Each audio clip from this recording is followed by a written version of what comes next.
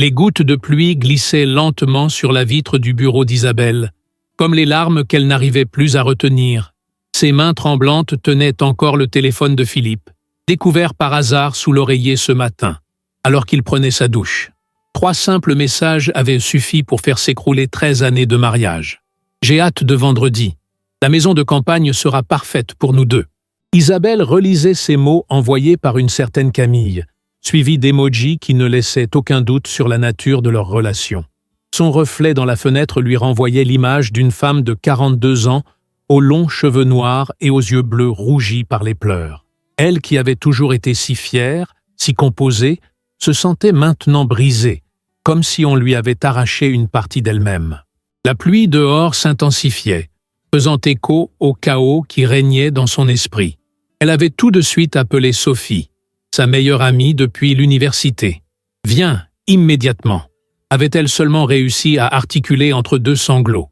Sophie avait compris l'urgence dans sa voix et était arrivée 20 minutes plus tard, trouvant Isabelle recroquevillée sur le canapé de son salon, les yeux fixés sur l'écran du téléphone de Philippe. « Il me trompe !» murmura Isabelle en tendant l'appareil à son amie. « Regarde par toi-même. Il prévoit d'aller à notre maison de campagne ce vendredi. Notre maison de campagne, Sophie. L'endroit où nous avons passé notre lune de miel, où nous avons fêté chaque anniversaire de mariage. » Sophie parcourut rapidement les messages, son visage se durcissant à chaque ligne. « Ce salaud !» siffla-t-elle entre ses dents. « As-tu vérifié le reste de ces messages? Ces emails? Il y a peut-être d'autres preuves? » « Je n'ai pas eu le courage d'aller plus loin, » admit Isabelle en essuyant ses larmes. « Je l'ai entendu sortir de la douche et j'ai remis son téléphone exactement où je l'avais trouvé. Il ne sait pas que je suis au courant. » Le silence s'installa entre les deux femmes, seulement perturbé par le tic-tac de la grande horloge murale. Sophie prit les mains d'Isabelle dans les siennes. « Qu'est-ce que tu comptes faire maintenant? Je vais le confronter vendredi matin, avant qu'il ne parte. Je vais lui dire que je sais tout et que c'est fini entre nous, » répondit Isabelle d'une voix qui se voulait ferme mais qui trahissait encore sa douleur. Sophie secoua vigoureusement la tête, ses boucles châtains dansant autour de son visage. « Non, non, non! Tu ne peux pas simplement le laisser s'en tirer comme ça. Juste une confrontation, et c'est tout. Après tout ce que vous avez vécu ensemble, il mérite une leçon, une qu'il n'oubliera jamais. »« Que veux-tu dire ?» demanda Isabelle, intriguée par la lueur de détermination qui brillait soudain dans les yeux de son ami. « Tu m'as bien dit une fois que Philippe a une peur bleue des clowns, n'est-ce pas? Une phobie depuis son enfance ?» demanda Sophie, un sourire malicieux se dessinant lentement sur ses lèvres. Isabelle hocha lentement la tête, se remémorant les nombreuses fois où son mari avait refusé catégoriquement de l'accompagner à tout événement où des clowns pourraient être présents. Cette peur irrationnelle était si intense qu'il évitait même les films d'horreur mettant en scène ces personnages. « Oui, c'est vrai, » confirma-t-elle. « Il ne supporte pas leur vue. Une fois, nous sommes passés devant un cirque et il a fait un détour de 2 kilomètres juste pour éviter l'affiche avec un clown dessus. Mais quel rapport avec notre situation ?» Le sourire de Sophie s'élargit davantage. « J'ai une idée qui fera payer à ton mari sa trahison d'une façon dont il se souviendra toute sa vie. » Elle se pencha vers Isabelle et commença à lui exposer son plan. Au fur et à mesure que Sophie détaillait sa stratégie, l'expression d'Isabelle passa de la confusion à l'incrédulité, puis à un intérêt croissant.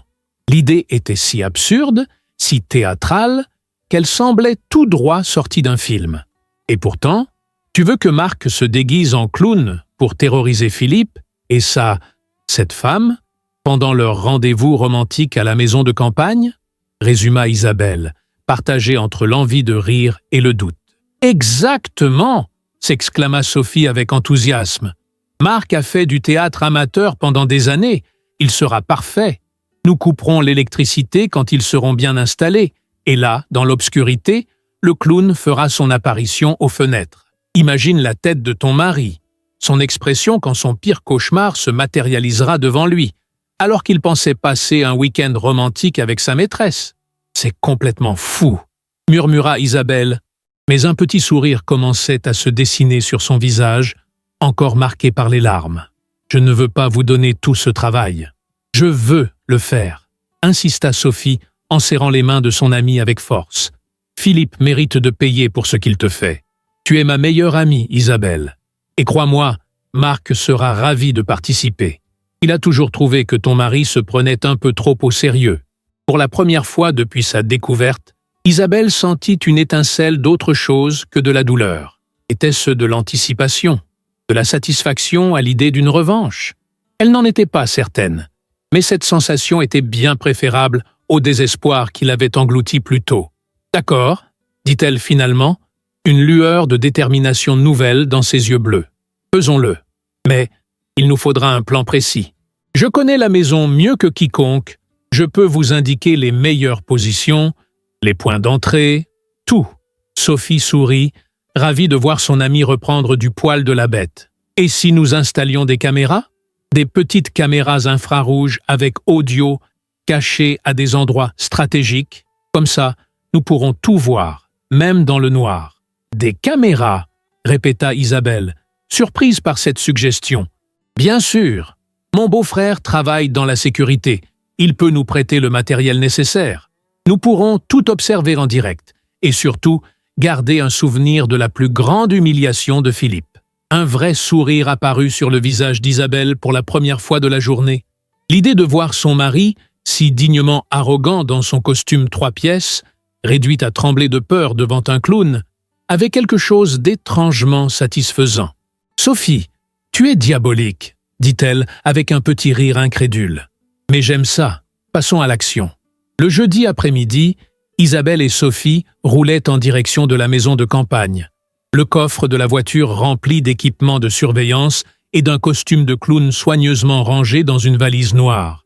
Le trajet d'1 heure et demie à travers la campagne française leur donna amplement le temps de perfectionner leur plan. « Marc est déjà en route », expliqua Sophie en consultant son téléphone. « Il dormira chez son cousin à 15 kilomètres de là et nous rejoindra demain soir pour la grande représentation. » Isabelle observait le paysage défiler, le cœur étrangement plus léger qu'elle ne l'aurait cru possible 2 jours plus tôt. La douleur de la trahison était toujours là, comme une plaie ouverte, mais la perspective de cette vengeance lui procurait un sentiment de contrôle qu'elle avait cru perdu. « Philippe est tellement prévisible, » dit-elle en secouant la tête. « Ce matin, il m'a annoncé qu'il devait partir en voyage d'affaires urgent demain. Il serait de retour dimanche. Il avait préparé son histoire avec tellement de détails. Il a même mentionné un client fictif. « Et comment as-tu réagi ?»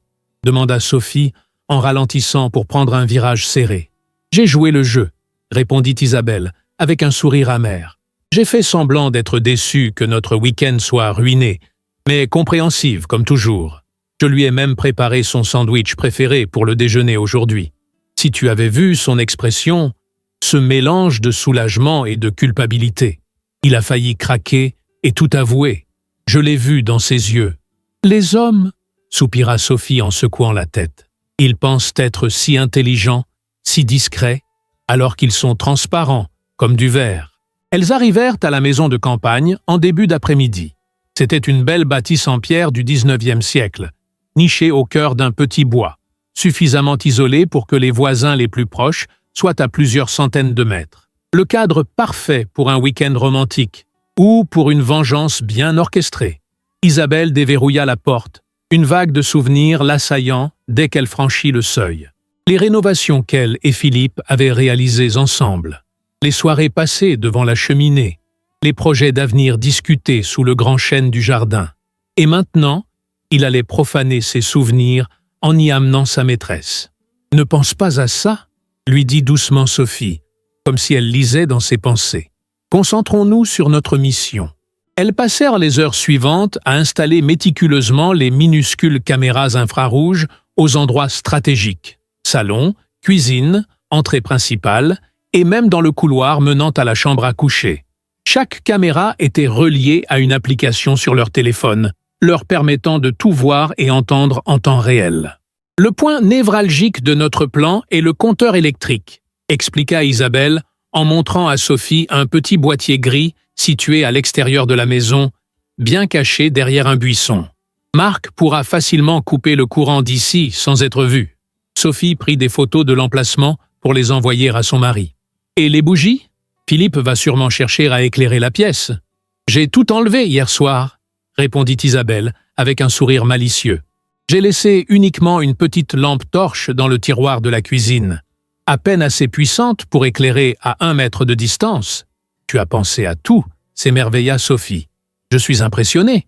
Quand on a été marié pendant 13 ans, on connaît les habitudes de l'autre, dit Isabelle en haussant les épaules. Je sais exactement ce que Philippe fera dans chaque situation. Sa prévisibilité sera sa perte. Le soleil commençait à décliner lorsqu'elles terminèrent leurs préparatifs. Avant de partir, Isabelle fit une dernière inspection de la maison, s'assurant que tout était en place pour accueillir le couple infidèle. Elle s'arrêta un instant devant la photo de leur mariage accrochée dans le couloir. « Je devrais peut-être l'enlever », murmura-t-elle. « Non », répondit fermement Sophie. « Laisse-la, qu'il la voie, qu'il ressente le poids de sa trahison en même temps que sa terreur. » Sur le chemin du retour, elles s'arrêtèrent dans un petit café pour dîner et finaliser les derniers détails. Marc les rejoignit brièvement pour récupérer la valise contenant le costume de clown et recevoir ses instructions. « C'est un honneur de participer à cette mission », dit-il avec un clin d'œil à Isabelle. « Philippe ne sait pas ce qui l'attend. Tu es sûr que ça ne te dérange pas ?» demanda Isabelle, soudain préoccupée par l'ampleur de ce qu'il s'apprêtait à faire. « Pas du tout », affirma Marc avec un sourire rassurant. « Je n'ai jamais apprécié la façon dont il te traite, toujours à se vanter de ses réussites professionnelles, à t'interrompre quand tu parles. C'est un arrogant qui mérite une bonne leçon. » Cette nuit-là, de retour chez elle, Isabelle eut du mal à trouver le sommeil. Philippe dormait paisiblement à côté d'elle, inconscient du fait que sa femme connaissait son secret, inconscient de ce qui l'attendait. Elle l'observa dans la pénombre, se demandant comment l'homme qu'elle avait tant aimé avait pu la trahir ainsi. Quand avait-il changé? Ou avait-il toujours été ainsi? Et elle avait simplement refusé de le voir? Le vendredi matin arriva, et avec lui, le départ de Philippe. Il embrassa Isabelle sur la joue, lui promettant d'être de retour dimanche avec peut-être un petit cadeau pour se faire pardonner son absence. Elle lui sourit, jouant parfaitement son rôle d'épouse aimante et naïve. « Fais bon voyage », dit-elle en l'accompagnant jusqu'à la porte. « Et n'oublie pas ton parapluie. La météo annonce de la pluie pour ce soir. Toujours à prendre soin de moi », répondit-il avec ce qui semblait être une pointe de remords dans la voix. Puis il monta dans sa voiture et disparut au bout de la rue. Dès qu'il fut parti, Isabelle appela Sophie. « La phase 1 est terminée. Il est en route. »« Parfait », répondit son ami. « Marc est déjà positionné près de la maison de campagne. Il surveillera l'arrivée de nos tourtereaux et nous préviendra. De mon côté, j'ai préparé du pop-corn et des boissons pour notre séance de cinéma privé ce soir. » Isabelle ne put s'empêcher de rire. « Du pop-corn? Vraiment? Bien sûr. Un bon film d'horreur nécessite toujours du pop-corn. Et crois-moi, ce que nous allons voir ce soir sera bien plus divertissant que n'importe quel film. » L'après-midi s'écoula avec une lenteur exaspérante. Isabelle tenta de s'occuper, rangeant méticuleusement la maison, préparant quelques plats pour le week-end, mais son esprit revenait sans cesse à Philippe et à ce qui allait se passer dans quelques heures. Une partie d'elle-même s'interrogeait encore sur la justesse de leur plan. N'était-ce pas excessif? Puéril, même? Mais chaque fois que le doute l'assaillait, elle repensait au message sur le téléphone de Philippe, à ses mensonges élaborés, à la façon dont il avait bafoué leur mariage, et sa détermination se renforçait. À 17h30, le téléphone d'Isabelle vibra. Un message de Marc. « Roméo vient d'arriver à la maisonnette, seul pour l'instant. Il prépare le nid d'amour. » Une demi-heure plus tard, alors qu'Isabelle rejoignait Sophie dans son appartement, un second message de Marc arriva. Juliette est entrée en scène. Ils sont maintenant ensemble et déchargent des provisions de la voiture. Le spectacle peut commencer. Les deux amis s'installèrent confortablement dans le salon de Sophie, leur téléphone connecté aux caméras de surveillance posées sur la table basse. Sur les écrans, elle pouvait voir Philippe et une jeune femme aux longs cheveux blonds qui s'affairaient dans la cuisine de la maison de campagne. « Alors c'est elle ?» murmura Isabelle, observant pour la première fois le visage de la maîtresse de son mari. « Camille Laurent. Elle est plus jeune que je ne l'imaginais, » remarqua Sophie avec une moue désapprobatrice. « Classique. L'homme d'âge mûr qui se sent rajeunir auprès d'une femme de 10 ans sa cadette. » Isabelle observait la scène avec des émotions contradictoires. La jeune femme était indéniablement attirante, avec son allure élégante et son sourire éclatant. Elle semblait parfaitement à l'aise, comme si elle avait toujours appartenu à cet endroit, ouvrant les placards sans hésitation, trouvant les verres à vin exactement là où Isabelle les rangeait. « Elle est déjà venue ici », constata-t-elle, la gorge serrée par une nouvelle vague de douleur. Ce n'est pas la première fois. Sophie lui serra la main en signe de réconfort. Raison de plus pour leur faire vivre un moment inoubliable, n'est-ce pas? Sur l'écran, Philippe sortit une bouteille de champagne, la réserve spéciale qu'Isabelle et lui gardaient pour les occasions particulières. Cette vision raviva la colère d'Isabelle. Il osait partager avec sa maîtresse ce qui leur était exclusif, profaner chaque souvenir, chaque tradition de leur couple. « Regarde-le », dit-elle amèrement. « Si fier, si sûr de lui. Si tu savais combien de fois il m'a dit qu'il était trop fatigué pour venir à la maison de campagne ces derniers mois.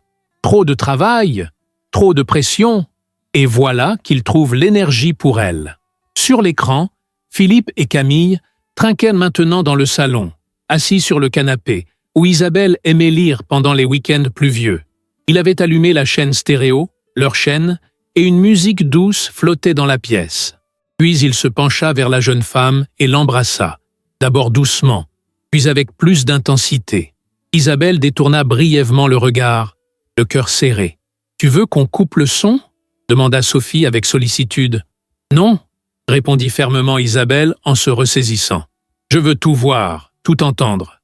Je veux savoir exactement ce que je quitte. » À ce moment, un troisième message de Marc apparut sur leur téléphone. « Je suis en position, prêt pour l'opération Clown Vengeur.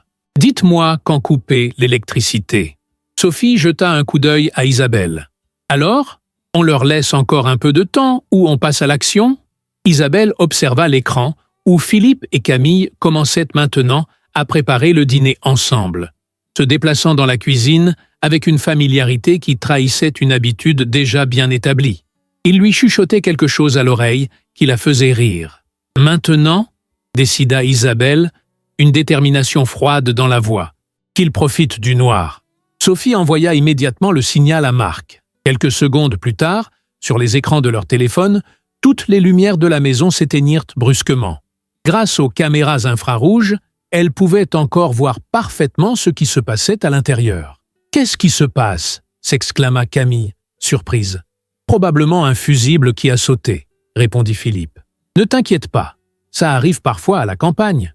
Il y a une lampe torche dans le tiroir de la cuisine. » Elles le regardèrent se diriger à tâtons vers la cuisine, ouvrir plusieurs tiroirs avant de trouver la petite lampe qu'Isabelle avait laissée. « Je vais aller vérifier le compteur », annonça-t-il en revenant vers Camille, la faible lueur de la lampe torche éclairant à peine son visage. « Il est juste dehors, derrière la maison. Je reviens tout de suite. »« Tu veux que je vienne avec toi ?» proposa Camille. « Non, reste au chaud. Je n'en ai que pour 1 minute. » Philippe se dirigea vers la porte d'entrée, la petite lampe projetant un cercle de lumière vacillante devant lui. Isabelle et Sophie retinrent leur souffle. Le moment qu'elles attendaient était arrivé. Sur l'écran, Philippe ouvrit la porte et se figea instantanément. Devant lui, éclairé par la lueur de sa propre lampe, se tenait un clown au sourire figé, le visage blanc avec un nez rouge éclatant, des cheveux ébouriffés multicolores, et ce regard fixe et pénétrant qui semblait scruter directement son âme. Le hurlement qui suivit fut si aigu, si peu masculin, qu'Isabelle faillit ne pas reconnaître la voix de son mari.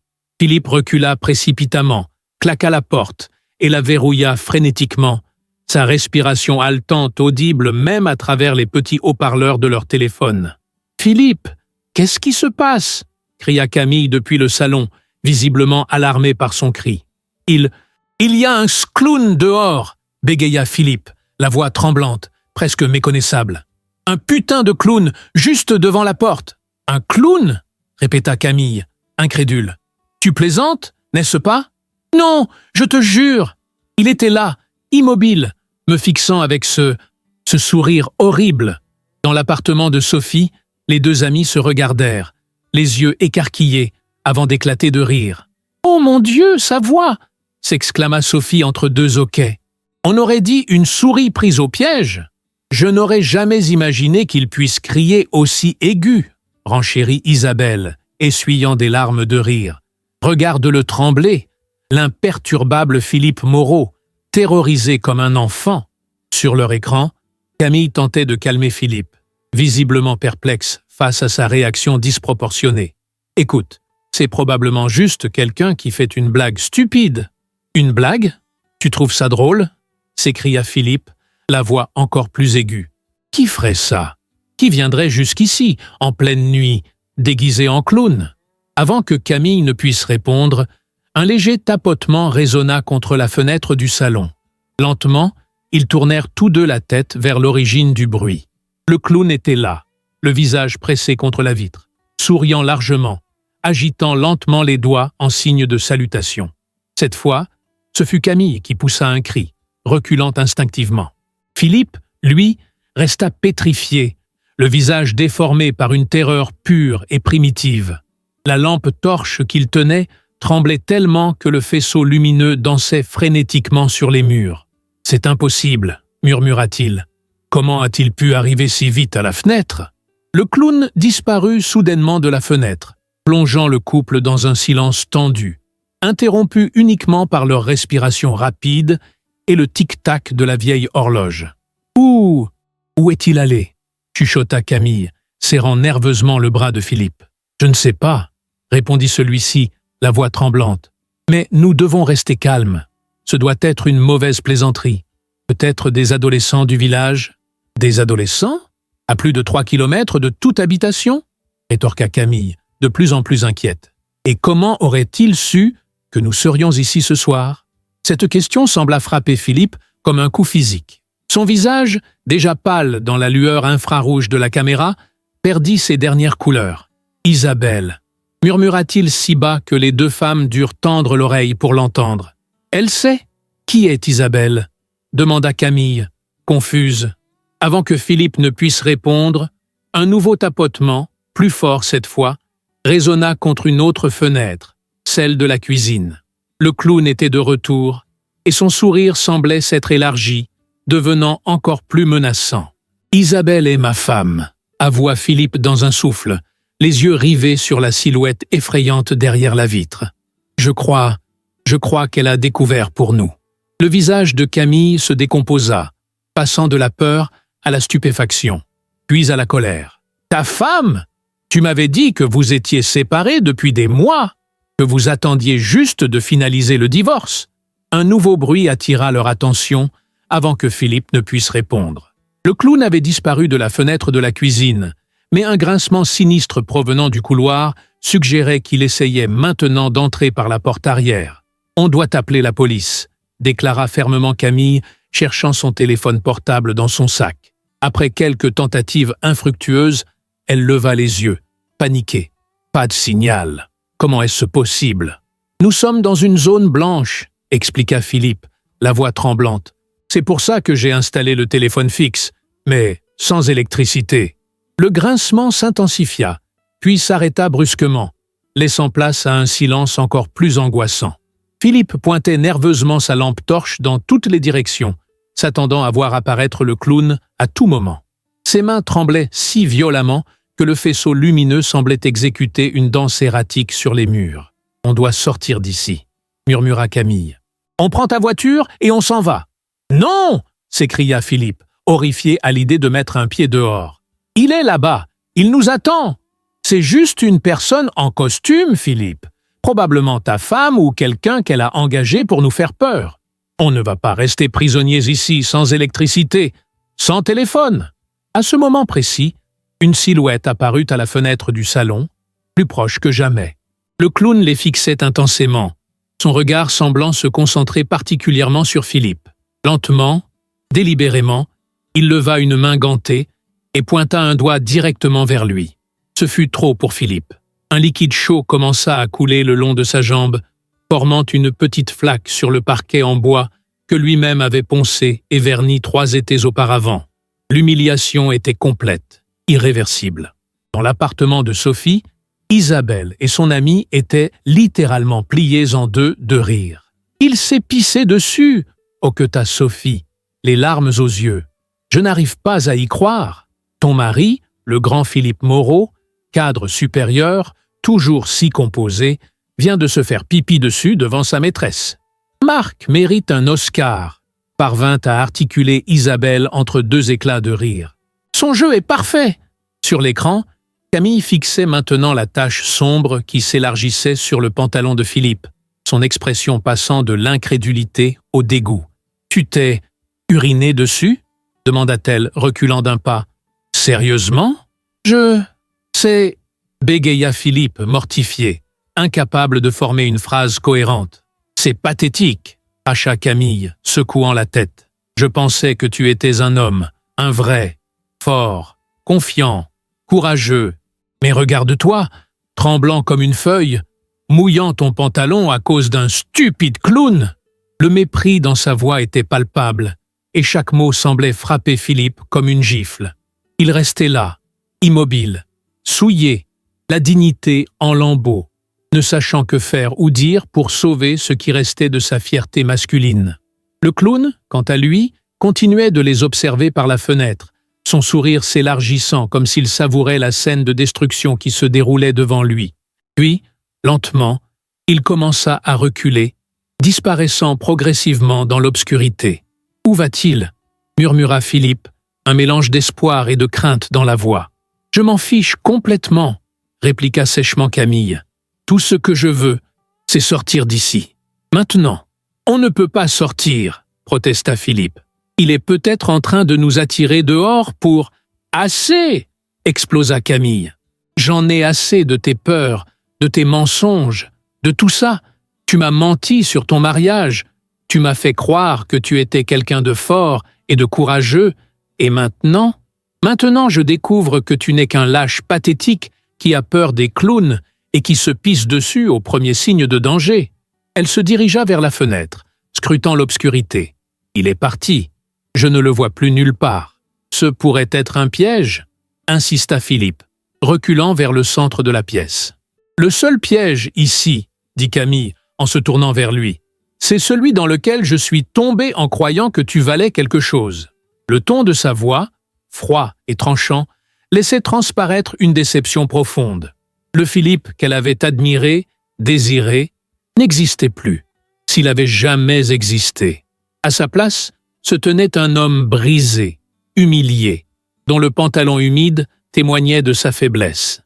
Soudain, un bruit sourd retentit depuis la cuisine, comme si quelqu'un avait fait tomber un objet. Philippe sursauta si violemment qu'il faillit lâcher la lampe torche. « C'est lui !» gémit-il. « Il est entré dans la maison !» Camille, exaspérée, s'empara de la lampe des mains de Philippe et se dirigea résolument vers la cuisine. « Camille, non !» supplia Philippe. « N'y va pas !»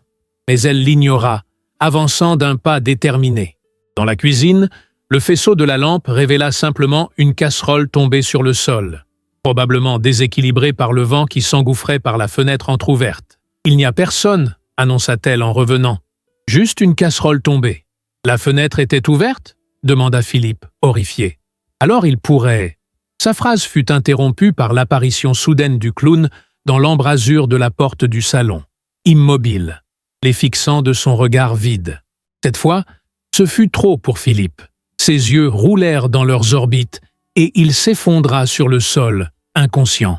Camille poussa un cri de surprise, mais, étrangement, pas de terreur. Elle observa le clown avec une attention nouvelle, comme si elle commençait à comprendre ce qui se passait réellement. « C'est une blague, n'est-ce pas ?» dit-elle finalement. « Tout ça, c'est une mise en scène. Vous êtes quoi, un ami de sa femme ?» Le clown ne répondit pas. Il se contenta de porter un doigt à ses lèvres peintes, puis de faire un petit signe d'au revoir avant de disparaître à nouveau dans l'obscurité. Quelques instants plus tard, l'électricité revint brusquement, inondant la maison de lumière. Philippe gisait toujours inconscient sur le sol, une tache humide clairement visible sur son pantalon beige. Camille regarda autour d'elle, désorientée par ce retournement de situation. Puis, son regard tomba sur Philippe, et toute l'attraction qu'elle avait pu ressentir pour lui s'évanouit définitivement. « Pathétique !» murmura-t-elle une dernière fois avant de rassembler ses affaires. Elle passa le reste de la nuit dans un fauteuil du salon, refusant de dormir dans le même lit que Philippe, même après qu'il eut repris conscience et changé de vêtements. L'atmosphère entre eux était glaciale, chargée de mépris d'un côté et de honte de l'autre. Aux premières lueurs de l'aube, Camille se tenait près de la porte d'entrée, son sac à la main. « Ramène-moi chez moi », ordonna-t-elle. Maintenant, le trajet de retour se déroula dans un silence pesant, ponctué seulement par les tentatives maladroites de Philippe pour se justifier. « Tu ne comprends pas, j'ai cette phobie depuis l'enfance. N'importe qui aurait eu peur dans ces circonstances. » Mais Camille restait sourde à ses excuses.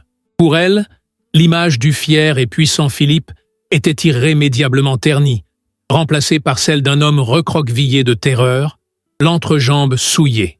Lorsqu'elle descendit enfin de voiture devant son immeuble, ses derniers mots résonnèrent comme un coup de grâce. « Ne m'appelle plus jamais.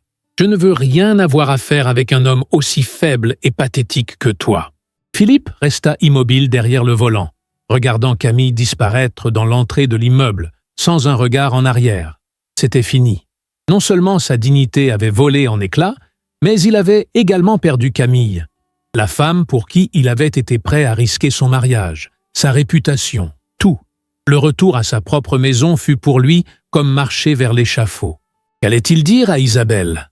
Comment expliquer son retour prématuré du prétendu voyage d'affaires? Son esprit épuisé cherchait frénétiquement une excuse plausible. Mais rien ne venait.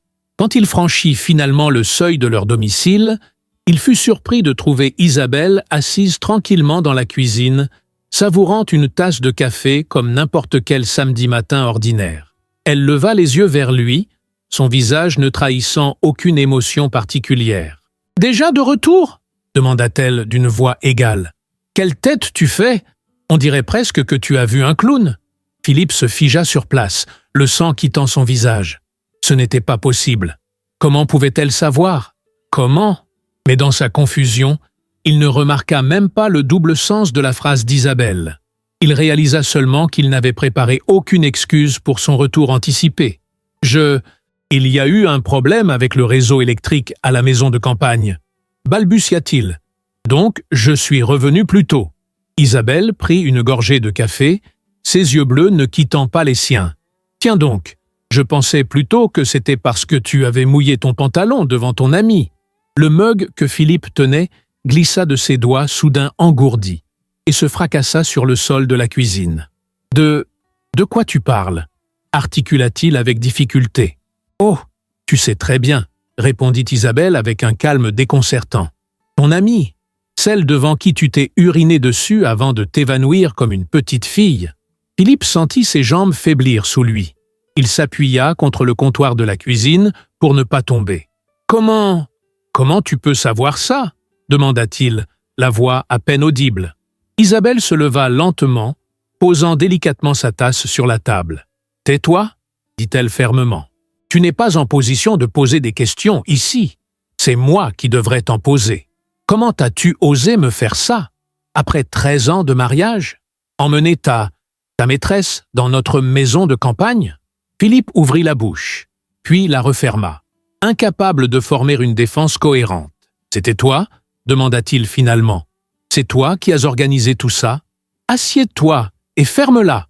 ordonna Isabelle, sa voix maintenant tranchante comme une lame. « Pour une fois dans ta vie, tu vas m'écouter sans m'interrompre. » Comme un automate, Philippe obéit, s'effondrant sur la chaise la plus proche. « J'ai découvert tes messages lundi matin », expliqua Isabelle. « Toute cette histoire sordide avec cette Camille, tes mensonges, tes tromperies, la façon dont tu te moquais de moi dans son lit, j'ai tout vu. » Philippe baissa les yeux, incapable de soutenir son regard accusateur. « Tu méritais ce qui t'est arrivé hier soir, » poursuivit-elle. « Tu méritais chaque seconde de terreur, chaque goutte d'humiliation. Et j'ai tout vu, Philippe, tout, en direct, aux premières loges. »« Des caméras » murmura-t-il, comprenant enfin. « Tu avais installé des caméras. »« Exactement » confirma Isabelle avec un sourire froid. « Infrarouge, avec audio. Je n'ai rien manqué de ton petit spectacle. C'était divertissant, bien plus que je ne l'aurais imaginé. » Un silence pesant s'installa entre eux, uniquement rompu par le tic-tac de l'horloge murale. Philippe semblait avoir vieilli de 10 ans en l'espace de quelques minutes, son visage creusé par la honte et l'épuisement. « Je suis désolé », dit-il finalement, les yeux humides. « Je ne voulais pas te blesser. J'ai agi impulsivement, stupidement. Camille ne signifie rien pour moi, c'était juste... » « Stop !» l'interrompit Isabelle en levant la main. « Je ne veux pas entendre tes excuses pathétiques. De toute façon, c'est fini entre nous. Lundi, nous signerons les papiers du divorce. J'ai déjà contacté mon avocat. »« Un divorce ?» s'exclama Philippe, soudain paniqué. « Mais on pourrait essayer de sauver notre mariage, d'aller en thérapie, de... »« Sauver quoi exactement ?» demanda froidement Isabelle. « Ce que j'ai vu hier soir n'était pas seulement un mari infidèle, Philippe. J'ai vu un homme que je ne reconnais pas, que je ne respecte plus. Un homme qui non seulement me trahit, mais qui n'a même pas le courage de ses actes. » Elle se leva et se dirigea vers la fenêtre, regardant un moment le jardin baigné de soleil matinal. « Tu devrais espérer que Camille veuille bien te reprendre, parce que pour moi, c'est terminé. Elle a rompu, » avoua Philippe, la voix brisée. « Elle ne veut plus jamais me voir. » « Quelle tragédie !» commenta sarcastiquement Isabelle. Le grand Philippe Moreau, abandonné par sa femme et sa maîtresse le même jour. « Que vas-tu faire maintenant ? Retourner chez ta mère ?» Un éclair de colère traversa les yeux de Philippe. « Tu n'avais pas le droit de me faire ça, me ridiculiser ainsi, me terroriser. » Isabelle se retourna brusquement, ses yeux bleus lançant des éclairs. « Je n'avais pas le droit ? Et toi, tu avais le droit de me tromper ? De m'humilier ? De profaner notre maison de campagne avec cette femme ?» Philippe baissa à nouveau les yeux, vaincu. « Quel dommage !» reprit Isabelle d'une voix plus douce, presque compatissante. « Tu vas devoir retourner chez ta mère, alors. Je vais l'appeler pour la prévenir de ne pas t'emmener au cirque. » Un sourire cruel joua sur ses lèvres. « D'ailleurs, n'est-ce pas ironique ? Tu as peur des clowns, mais tu en es un, et des plus pitoyables. » Elle se dirigea vers la porte de la cuisine, s'arrêtant sur le seuil. « Tu as jusqu'à demain soir pour faire tes valises et partir. Je ne veux plus te voir ici. » Les jours qui suivirent furent comme un tourbillon pour Isabelle. Les papiers du divorce furent signés. Philippe quitta la maison, emportant uniquement ses effets personnels et laissant derrière lui 13 années de vie commune. Une semaine plus tard, Isabelle et Sophie se retrouvèrent dans leur café préféré, comme elles l'avaient fait si souvent au fil des ans. La vie avait déjà commencé à prendre un nouveau rythme, une nouvelle direction. « Comment te sens-tu » demanda Sophie en remuant son cappuccino. Isabelle réfléchit un moment avant de répondre. « Libre » dit-elle finalement. « Blessée encore, bien sûr. Trahie, mais surtout libérée. »« Tu as été incroyable » affirma Sophie avec admiration. « Ta force tout au long de cette épreuve ? Beaucoup auraient craqué. »« J'ai failli » admit Isabelle. « Quand j'ai vu ces messages, j'ai cru que mon monde s'écroulait. Mais ensuite, je ne sais pas, quelque chose en moi s'est réveillé. Une partie de moi-même que je ne connaissais pas, plus forte et plus résiliente que je ne l'aurais imaginé. » Sophie lui prit la main par-dessus la table. « Je suis tellement fière de toi. Et Marc aussi, d'ailleurs. Il dit que son rôle de clown vengeur restera le point culminant de sa carrière d'acteur amateur. » Elles rirent ensemble, se remémorant les moments les plus absurdes de leur plan.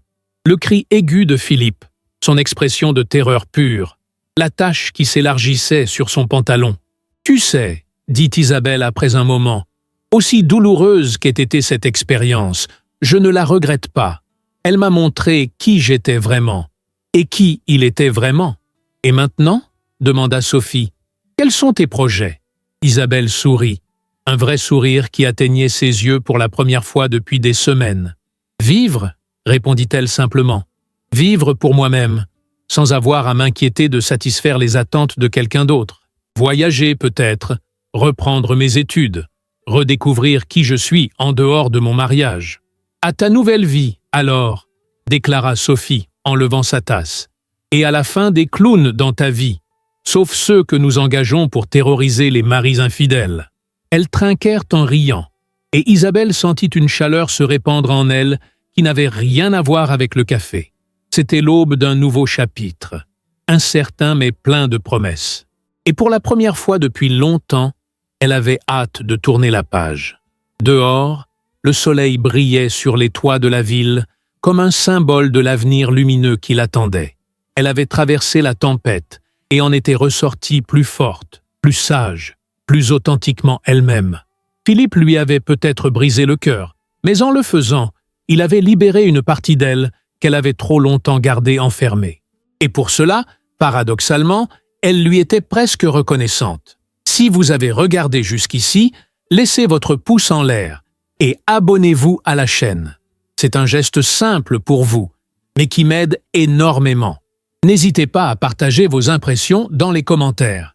Merci pour votre compagnie et votre café, et à la prochaine histoire.